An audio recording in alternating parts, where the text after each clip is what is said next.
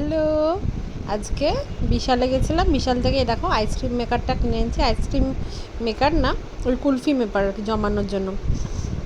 সবাই আগেই কিনেছে, আমরা লাস্টে কিনলাম। তো আইসক্রিম আজকে বানাবো। আইসক্রিম বানাবো মানে ওই ক্যাম্পা নিয়ে এসেছি, ওটা ঢেলে এখন অরেঞ্জ আইসক্রিম বানানো হবে।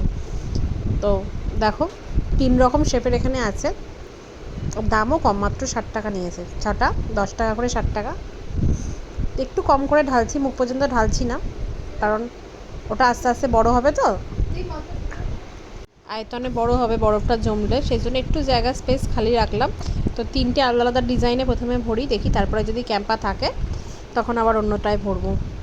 আর পরে একদিন আইসক্রিম বানাবো, তখন আবার তোমাদেরকে দেখাবো। আজকে আর এখন আইসক্রিম বানানোর টাইম নেই। সবে কালকেই আমি কিনে এনেছিলাম, তারপরে ধুয়ে মুছে আজকে দুপুরবেলা একটু টাইম পেয়েছি, তো এগুলো ঢালছি। বেশ বাচ্চাবেলায় ফিরে গেছি, বেশ মজা লাগছে। এগুলোর মধ্যে ফ্রিজ থেকে বরফ নিয়ে চেপে চেপে দিলেও গোলার মতো হয়ে যাবে, কিন্তু তারপরে সবগুলোতেই ঢেলে দিয়েছিলাম। এই যে 4-5 ঘন্টা পরে বার করেছি, এই দেখো তুলেছি। আর যেটা এক্সট্রা ছিল, এই যে মুখে একটা হোল মতো রয়েছে, ও পাইপের মতো দিয়ে ওটা বেরিয়ে গেছে এক্সট্রাটা। আর এগুলো দেখো পুরো জমে গেছে। এবার খেয়ে টেস্ট করে যাক কেমন অরেঞ্জ আইসক্রিম। সেই বাচ্চাবেলার সেই অরেঞ্জ আইসক্রিম, খেতে হেভি টেস্টি, একটু মিষ্টি কম, কিন্তু খেতে বেশ ভালো লাগলো। দারুণ।